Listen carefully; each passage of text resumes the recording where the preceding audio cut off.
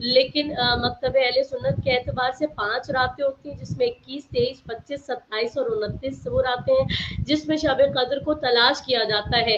تلاش چاہے ان 5 راتوں میں کیا جائے یا ان 3 راتوں میں کیا جائے، لیکن مقصد سب کا ہی ایک ہے کہ اللہ کو راضی کیا جائے، اس شب کو ڈھونڈا جائے جس میں خدا نے لیلۃ القدر میں قرآن کو نازل کیا۔ لیلۃ القدر کی فضیلت کے لیے پروردگار عالم نے جو قرآن میں سورہ نازل فرمایا، اگر ہم اس پر نظر دوڑائیں تو ہم دیکھیں گے ایک مرتبہ تمام اصحاب تشریف فرمائے ہیں اور سرکار رسول خدا صلی اللہ علیہ وآلہ وسلم میرے مولا عشق اول، خلق اول، نور اول، حسن اول جو طٰہٰ ہے، یاسین ہے، بشیر ہے، نذیر ہے، سراج منیر ہے، میرے آقا منبر پر جلوہ افروز ہے، اور آپ بنو اسرائیل کے ان 4 انبیاء کا تذکرہ کر رہے ہیں جنہوں نے اللہ کی راہ میں 80 برس تک جہاد کیا۔ تو صاحب کہہ رہے ہیں یا رسول اللہ ہماری تو عمریں 80 برس سے ہی ہوتی ہیں۔ تو خدا نے اس وقت اس سورے کو نازل فرمایا اور خدا نے نبی سے کہا کہ یا نبی آپ اپنی لبوں کو جنبش دیجیے اور آیت کی تلاوت کیجیے، ان آیات کی سورے کی تلاوت کیجیے اور انہیں بتائیے بسم اللہ الرحمن الرحیم انا انزلناہ فی لیلۃ القدر وما ادراک ما لیلۃ القدر لیلۃ القدر خیر من الف شہر تنزل الملائکۃ والروح فیہا باذن من کل امر۔ پروردگار عالم کہتا ہے کہ ہم نے اس قرآن کو لیلۃ القدر میں نازل کیا، اور تم کیا جانو کہ لیلۃ القدر کیا ہے؟ لیلۃ القدر 1000 مہینوں سے افضل ہے۔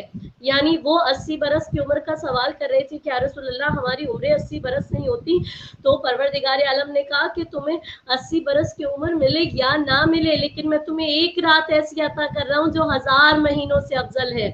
پھر اسی رمضان المبارک کے آخری عشرے کی جو طاق راتیں ہیں جس میں ہم لیلۃ القدر کو ڈھونڈتے ہیں، امام جعفر صادق علیہ الصلوۃ والسلام میرے مولا صادق آل محمد آل محمد اللہم صلی علی محمد وآل محمد، مولا فرما رہے ہیں کہ اگر کوئی شخص لیلۃ القدر جاگ کر گزارے تو خدا اس کے اگلے پچھلے تمام گناہوں کو معاف فرما دے گا۔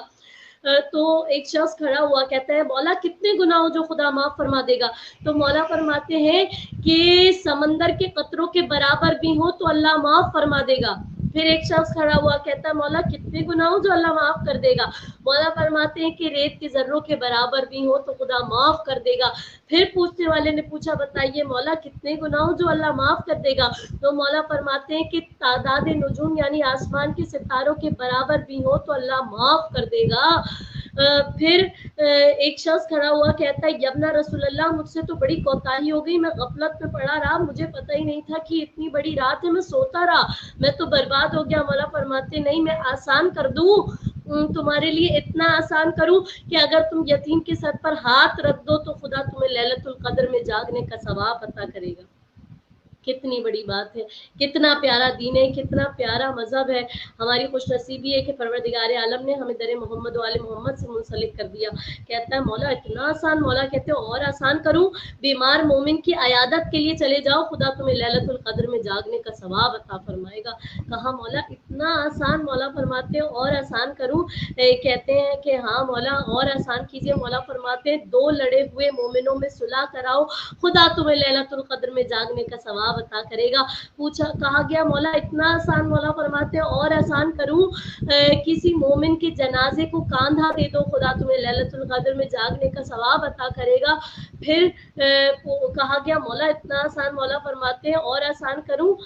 در حقیقت تمہیں پتہ ہی نہیں ہے کہ لیلۃ القدر ہے کیا۔ لیلۃ القدر میری جدہ فاطمہ الزہرا سلام اللہ علیہا ہے، اور آیت اللہ وحید خراسانی کی کتاب سے ہی میں اس روایت کو نقل کر رہی ہوں، مولا کی جو ہے وہ بیان کر رہی ہوں۔ تفسیر نور الثقلین میں بھی موجود ہے، بہت ساری بڑی بڑی مستند کتب میں موجود ہے۔ وحید خراسانی لکھتے ہیں کہ مولا فرماتے ہیں کہ جس نے ہماری جدہ فاطمہ الزہرا کی معرفت کو ویسے حاصل کر لیا جیسے کہ معرفت حاصل کرنے کا حق ہے، اس نے یقیناً لیلۃ القدر کو درک کر لیا، اس نے لیلۃ القدر کو پہچان لیا، اس نے لیلۃ القدر کو جان لیا۔ تو اتنی بڑی فضیلت ہے وہ ایک رات جس میں خدا نے قرآن کو نازل کیا، وہ ایک قرآن صامت ہے جس کو خدا نے قرآن کو اس رات میں نازل کیا، تو وہ رات 1000 مہینوں سے افضل ہے۔ تو وہ بی بی جن کی آغوش میں خدا نے 11 قرآن ناطق کو نازل کیا، ان بیوی کی منزلت کا کیا ہم احاطہ کریں گے، ان کی بلندیوں کا کیا مقام ہوگا، ان کی عظمت کا کیا مقام ہوگا کہ پروردگار عالم نے آپ کو اتنا بلند ترین مقام عطا فرمایا۔ اب جب ہم بات کر رہے ہیں آخری عشرے کی بھی بات ہو گئی، لیلۃ القدر کی بھی بات ہو گئی، تو ایسے وہ کون سے کام ہیں کہ اس آخری عشرے میں بھی، جس سے ہم جہنم میں سے نجات بھی پا رہے ہیں، اس عشرے میں بھی وہ لوگ ہیں، یعنی لیلۃ القدر چاہے وہ 19 ہو، 21 ہو، 23 ہو، یا 21 ہو، 23 ہو، 25 ہو، 27 ہو، 29 ہو، پروردگار عالم نے کہہ دیا تنزل الملائکۃ والروح، کہ پروردگار عالم کی جانب سے ملائکہ اور روح نازل ہوتے ہیں، زمین پر آتے ہیں۔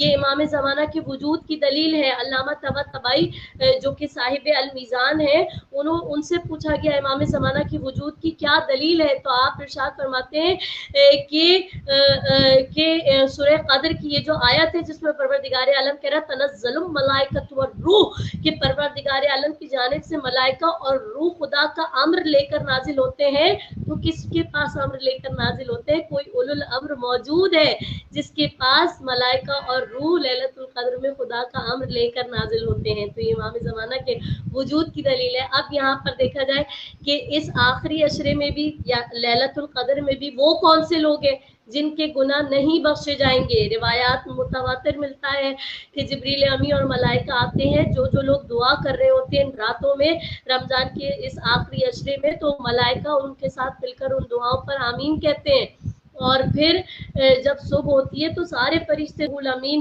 جبریل امین سے پوچھتے ہیں کہ سید الملائکہ سے کہ جبریل امین بیان فرمائیے سب کی دعائیں قبول ہو گئیں، سب کے گناہ بخش دیے گئے؟ تو آپ ارشاد فرماتے ہیں کہ سب کے گناہ بخش دیے گئے سوائے ان لوگوں کے جو یہ چند کام کرتے ہیں، ان میں سے 3 کام جو میں آپ کو بتا دوں کہ اگر کوئی یہ شخص یہ کام کرتا ہے تو اس کی ان راتوں میں بھی، رمضان کے آخری عشرے میں بھی مغفرت نہیں ہوگی۔ ان میں وہ لوگ شامل ہیں جو کہ شراب نوشی کرتے ہیں یا شراب پیتے ہیں، یہ حرام کام کرتے ہیں، ان کی بخشش نہیں ہوگی، چاہے وہ کسی بھی طرح اللہ کے حضور میں گڑ گڑائے، لیکن ان کو یہ کام ترک کرنا پڑے گا۔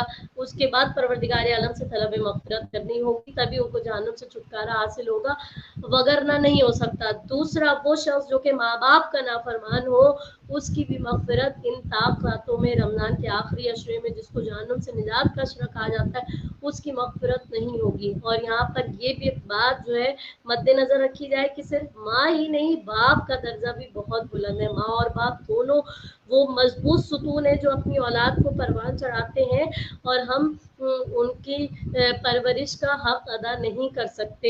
ایک شخص مولا کی خدمت میں حاضر ہوا، کہتا ہے کہ مولا میں اپنی ماں کو نہ جانے کتنے میل جو ہے پیدل جو ہے اپنی پشت پر سوار کر لے کر چلا ہوں، اور وہ زمین ایسی تھی کہ اس پر اگر گوشت کو رکھ دیا جائے تو وہ خود بخود پک جائے، اتنی گرم زمین، میرے پاؤں میں چھالے نکل آئے، تو بتائیے اس کا کتنا اجر ہے؟ تو مولا ارشاد فرماتے ہیں کہ شاید تیری پیدائش کے وقت تیری ماں نے جو درد برداشت کیا ہو، ان میں سے صرف ایک درد کا جو ہے وہ تو نے قرض چکایا ہو، اتنا بڑا مقام ہے، تو ماں باپ کا نافرمان نہیں بخشا جائے گا۔ تیسرا، وہ شخص جو اپنے رشتہ داروں سے لڑائیاں کرے گا، جو اپنے رشتہ داروں کے درمیان فساد پیدا کرے گا، چاہے وہ زوجہ ہو، وہ اپنے خاوند کی نافرمان ہو، یا خاوند اپنی زوجہ سے جو ہے وہ لڑائی کرتا ہو یا فساد کرتا ہو، یا جو ہے وہ بہن بھائی ہو جو آپس میں، کیونکہ یہ بات میں اس لیے بیان کر رہی ہوں کہ آج کل کے جو خونی رشتوں کی جو سچویشن ہے، اس میں ہمیں اپنا احتساب کرنے کی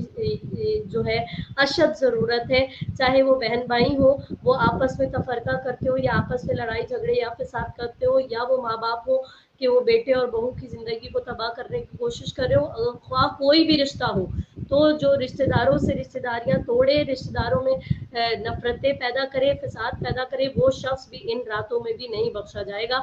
تو سننے والوں میں، دیکھنے والوں میں اگر کوئی ایسا شخص موجود ہے تو اس کو چاہیے کہ وہ سب سے پہلے جو ہے وہ یہ کام نہ کرے۔ دوسرا کہ امام جعفر صادق علیہ السلام، امام موسی کاظم علیہ السلام جو باب الحوائج ہیں، کیونکہ امام موسی کاظم سے حدیث ہے، مولا باب الحوائج ہے، آپ ارشاد فرماتے ہیں جب مولا سے پوچھا گیا صلہ رحمی کے بارے میں، تو مولا ارشاد فرماتے ہیں इस हदीस में 3 चीज़ें यहाँ पर मद्देनज़र रखी जाएँ कि जब मौला से दरियाफ़्त किया गया सिला रहमी के बारे में, तो मौला खुद इरशाद फरमा रहे हैं कि सिला रहमी ये है कि अगर किसी ने तुम्हें कभी कुछ ना दिया हो, तुम उसको तोहफ़े दिया करो। दूसरी चीज़, जो तुमसे क़ता रहमी करे, तुम उसके साथ सिला रहमी करो। तीसरी चीज़ ये कि जिस शख्स से तुम्हें बुग़्ज़ हो, जिससे तुम्हें नफ़रत हो, सरे महफ़िल उसकी तारीफ़ किया करो। तो ये वो अमाल हैं जो हमें लाज़मी जो है वो बजा लाने हैं। अगर हमने अपने अमल को भी पूरा कर दिया, तो आप यकीन जानिए कि अगर हमारे दिल के अंदर किसी भी मोमिन के लिए बुग़्ज़ मौजूद है, अपने रिश्तेदारों के लिए बुग़्ज़ मौजूद है, कीना मौजूद है, हसद, नफ़रत मौजूद है, तो अमाल ऊपर जाते जाते खुदा की बारगाह में जाते जाते रुक जाएंगे।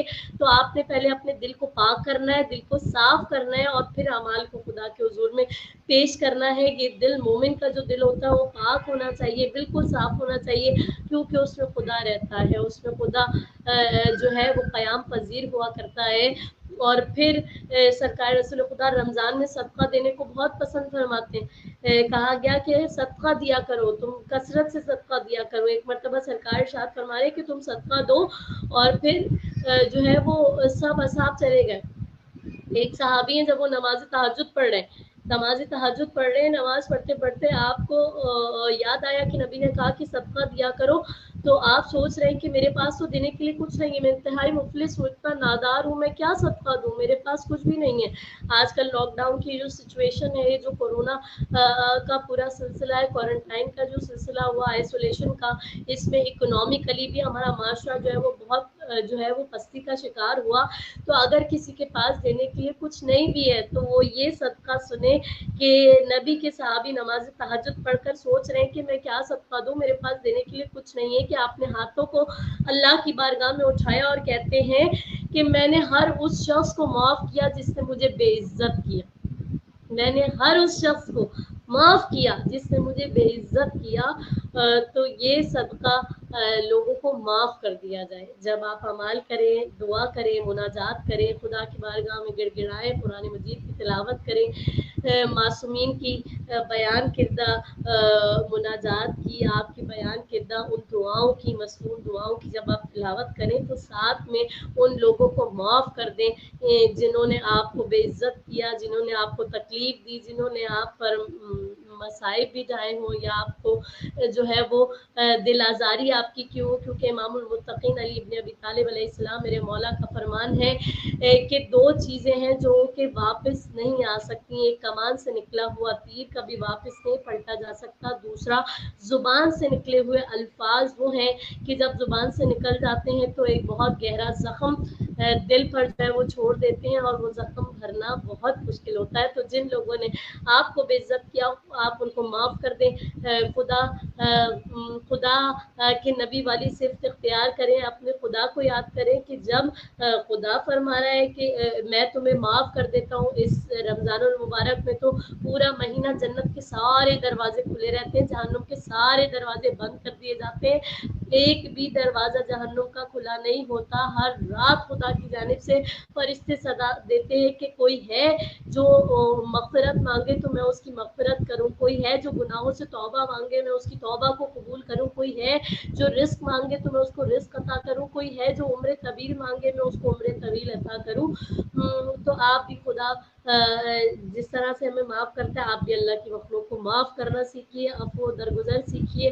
अल्लाह के नबी की सिफ़ात, आइम्मा मासूमीन अत्हार अलैहिस्सलाम की सिफ़ात, अब मौला अली अलैहिस्सलाम के अगर सच्चे चाहने वाले, तो मौला कायनात ने अपने कातिल को भी माफ़ फरमाया। तो अपने लोगों को, अपने प्यारों को, अपने खूनी रिश्तों को, अजीज़ व अक़ारिब को, जिन्होंने भी आपका दिल दुखाया और दिल आज़ारी की, उनको माफ़ कीजिए। ये खुदा की बारगाह में बेहतरीन सदका जो है वो कहलाएगा। अब क्योंकि रमज़ानुल मुबारक में इबादत पर ख़ास तौर पर तिलावत कुरान मजीद का बार बार क्यों ज़ोर दिया गया, खुद सरकार रसूल खुदा सल्लल्लाहु अलैहि वसल्लम ताजदार अंबिया अहमद मुस्तफ़ा मोहम्मद मुस्तफ़ा इरशाद फरमाते हैं कि अगर कि परवरदिगार वहीं यकूनु नुत्क़ी ज़िक्रा व नजरी इब्रा व समती फिक्रा, कि मेरा देखना ऐसा हो, जब मैं देखूं तो मुझे सबक हासिल हो, मुझे इबरत हासिल हो, और मेरा बोलना ऐसा हो कि अल्लाह की ذکر پر مبنی ہو. میرا چپ رہنا ایسا ہو کہ میں جب چپ رہوں تو میں فکر کروں, میں سوچوں. جب اللہ کے نبی کہہ رہے ہیں کہ جب میں چپ رہوں تو میں سوچوں, میں فکر کروں, تو پھر ہمارا جو ہے رمضان میں قرآن مجید پڑھنے کا مقصد یہ ہونا چاہیے کہ ہمیں دوڑ نہیں لگانی, ریس نہیں لگانی کہ ہم نے بہت سارے قرآن مجید کو جو ہے وہ ختم کرنا ہے اور جو ہے دوسروں سے آگے نکل جانا ہے. ہم نے قرآن مجید کو سمجھنا ہے. جیسا کہ بی بی سیدہ سلام اللہ علیہا وقت رخصت بھی اپنی وصیت میں مولائے کائنات سے فرما رہی, مولائے کائنات سے فرما رہی ہیں جو خود قرآن ناطق ہیں, مولا سے فرما رہی ہیں کہ اے علی میں دو چیزوں کو بہت پسند کرتی ہوں, میرے چاہنے والوں کو بتا دیا جائے, ایک ہے تلاوت قرآن مجید, دوسرا میرے بابا کی قبر کی زیارت. میں ان دو چیزوں کو بہت پسند کیا کرتی ہوں. تو ہمیں تلاوت قرآن مجید کیسے کرنی ہے کہ قرآن کو سمجھنا ہے, سمجھ کہ قرآن ہم سے کیا کہنا چاہ رہا ہے. جب مولائے کائنات سجدے میں سر لے جاتے تو مولا جو مولائے کائنات ہے, جو کل کے مشکل کشا ہے, جو اسد اللہ ہے, جو ولی اللہ ہے, وہ ارشاد فرما رہے کہ اے میں خدا کی عبادت نہ جنت کے لالچ میں کرتا ہوں, نہ جہنم کے خوف سے کرتا ہوں. میں خدا کی عبادت اس لیے کرتا ہوں کیونکہ وہ لائق عبادت ہے. مولائے کائنات کا یہ فرمان, جب بھی آپ رمضان المبارک میں خدا کے حضور میں سجدے میں سر لے جائیں تو مولا کے اس فرمان کو مد نظر رکھیں تو خود بخود آپ کی نماز میں خوشی و خضوع پیدا ہوگا کہ آپ کی نماز خدا کی بارگاہ میں قبول ہو جائے گی. مولا امام حسین علی مقام تاجدار کربلا کے اس سجدے کو ذہن میں رکھیے جو عصر عاشور مولا نے مقام کربلا میں کربلا کی جلتی ہوئی ریت پر ان تیروں پر ادا کیا. وہ سجدہ شبیری اگر ذہن میں رکھیں گے اور نماز کو بجا لائیں گے تو یقین جانیے کہ پروردگار عالم کی بارگاہ میں آپ بہترین انداز سے جیسے خدا چاہتا ہے ویسے نماز ادا کر پائیں گے. مولائے کائنات جو ہے وہ کے پاؤں سے بہت ہی مشہور جو ہے مشہور زمانہ بات ہے کہ مولائے کائنات کی ایک جنگ میں تیر لگ گیا تو آپ کے پاؤں سے تیر جو ہے وہ نماز کی حالت میں نکالا گیا اور پھر مولا نماز پڑھ رہے ہیں, جنگ ہو رہی ہے, لوگ پوچھ رہے ہیں یا علی اتنی جنگ ہو رہی ہے آپ نماز پڑھ رہے ہیں, برستے ہوئے تیروں میں آپ نماز پڑھ رہے ہیں. مولا فرماتے ہیں نماز ہی تو ہے جس کے لیے علی جنگ کر رہا ہے. تو آپ نے ان چیزوں کو سبک نہیں سمجھنا ہے, ان کو کم نہیں سمجھنا ہے. امام جعفر صادق علیہ السلام خود ارشاد فرماتے ہیں کہ جس نے نماز کو سبک جانا, جس نے نماز کو کم جانا وہ ہم میں سے نہیں ہے. پھر مولا فرماتے ہیں جس نے نماز شب نہیں پڑھی وہ ہم میں سے نہیں ہے. تو یہ پورا مہینہ ہمیں ملا ہے پریکٹس کرنے کے لیے, ہم پریکٹس کریں اور پھر ان ہستیوں کی تعلیمات پر عمل کرتے ہوئے عمل کریں تو خدا کی بارگاہ میں بہترین عمل ہو جائے گا. اور وہ یہی کہ سجدوں سے تیرے کیا ہوا, صدیاں گزر گئیں, دنیا تیری بدل دی وہ سجدہ تلاش کر. اور آخر میں عید الفطر کے حوالے سے ایک بہت ہی مختصر سی بات, کیونکہ مجھے نہیں پتا میرے پاس کتنا وقت ہے, بس کیونکہ ابھی بیل بھی میرے گھر کی بجی ہے اور گیسٹ بھی جو ہے وہ میرے گھر کچھ آئے, پھر میری اپنی لائف ٹرانسمیشن جو ہے وہ اس کے لیے بھی مجھے جانا ہے, تیاری بھی کرنی ہے. تو بس ایک مختصر سی بات عید الفطر کے حوالے سے کہ ہم عید الفطر کیوں مناتے ہیں. رمضان المبارک کا یہ جو مہینہ ہمیں ملتا ہے جس میں روزانہ جنت کو سجایا جاتا ہے, جس میں روزانہ کئی ہزار 60,000 لوگوں کو خدا بخش دیا کرتا ہے, جس میں ہم جہنم سے نجات پا جاتے ہیں. اس خوشی کو منانے کے لیے, خدا کا شکریہ ادا کرنے کے لیے, شکر ادا کرنے کے لیے ہم عید کو مناتے ہیں. تو عید کو اس انداز سے منایا جائے جس طرح سے ائمہ طاہرین علیہ السلام منایا کرتے تھے, نہ کہ دوسرے مذاہب کے جو تہوار ہیں ان تہواروں کی پیروی کرتے ہوئے ہم اپنی عید کو جو ہے جو انتہائی مہذب اور مقدس ترین جو ہے وہ تہوار ہے اس کو ہم ان تہواروں جیسا رنگ دے دیں.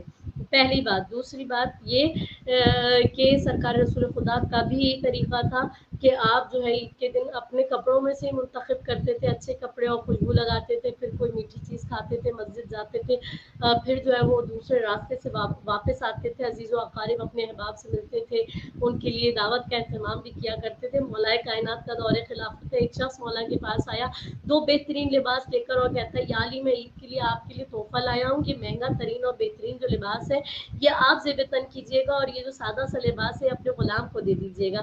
جب مولا نے کیونکہ اتنی محبت سے تحفہ دیا گیا تھا امام نے قبول فرما لیا. جب وہ شخص چلا گیا تو مولا نے قمر کو بلایا, کہا کہ قمر یہ جو بہترین لباس ہے مہنگا ترین لباس ہے تم لے لو اور عید کی زیب تن کر لینا. قمر نے انتہائی اصرار کیا, نہیں مولا آپ کو پیش کیا گیا. مولا فرماتے نہیں یہ تم لے لو, میری خوشی اس میں ہے کہ اس لباس کو تم پہنو. پھر تھوڑی دیر بعد جناب مسم تمار تشریف لائے. مسم تمار وہ جن کی زبان کاٹ دی گئی عشق علی ابن ابی طالب میں کہ مولا کے اس قدر فضائل وہ بیان کیا کرتے تھے کہ ان کو سولی پر چڑھایا گیا, ان کی زبان کے اندر جو ہے وہ لگام ڈالی گئی. اس طرح سے مولا کے فضائل کو بیان کیا کرتے تھے. تو مسم تمار جب آئے تو مولا نے کہا کہ مسم یہ لباس تم لے لو. جو دوسرا لباس تھا وہ مسم کو دے دیا. انہوں نے کہا کہ یہ تم عید پہ زیب تن کرنا. اور جب عید آئی تو آپ کی خلافت ہے مولا کائنات جب مسجد میں جا رہے تو آپ نے وہی کپڑے پہنے جو پیوندار کپڑے ہیں, وہی جو ہے وہ جوتی پہنی ہوئی ہے جو پھٹی ہوئی جوتی ہے. لیکن دنیا کیا جانے کہ ان کی حکمرانی کہاں کہاں تک ہے. خدا نے ان کو کائنات پر تصرف عطا کیا ہے. یہ تو کسی سوالی کو کبھی رد نہیں کرتے, جس کے لیے ہم کہتے ہیں سخی وہی ہے جو سائل سے رد و قط نہ کرے اور کرے سوال جو کوئی تو اسے رد نہ کرے. اور میں اعتراض تیرا کیسے مان لو واعظ علی علی نہیں رہتا اگر مدد نہ کرے. وہ مولائے کل وہ مشفق شاہ جن کی سخاوت کی دلیلیں جو ہے وہ پوری دنیا دیتی ہے, جن کی سخاوت کی مثالیں دیتی ہے, وہ مولائے کائنات جو ہے اس عالم میں مسجد میں تشریف لے گئے. لوگ پوچھ رہے ہیں کہ یار آپ ان کپڑوں میں اس جوتی میں جو ہے وہ آپ تو حاکم وقت ہے. تو مولا ارشاد فرماتی عید یہ نہیں ہے کہ بہترین لباس زیب تن کر لیا جائے, عید یہ ہے کہ اس دن تم سے کوئی گناہ سرزد نہ ہو.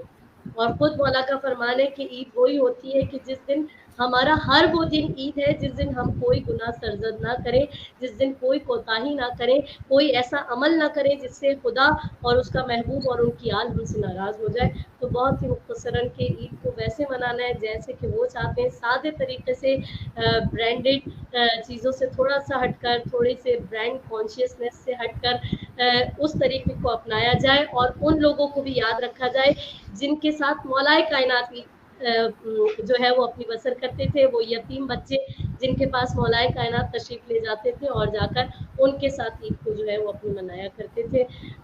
بس آخر میں یہی کہ یہ سچ ہے کہ انسان کے سہارے ہیں حسین, مانا کہ بہت آپ کو پیارے ہیں حسین, کردار سے بھی کیجئے ثابت اپنے پھر شوق سے کہیں ہمارے ہیں حسین. جزاک اللہ. ماشاء اللہ بہت شکر گزار ہیں. اللہم صلی علی محمد و علی محمد. بہت شکر گزار ہیں عالمہ صاحبہ آپ نے اپنی مصروفیات میں سے وقت دیا, بہت مفصل گفتگو کی آپ نے جو ہے شب قدر کے حوالے سے, عید الفطر کے حوالے سے اور ماہ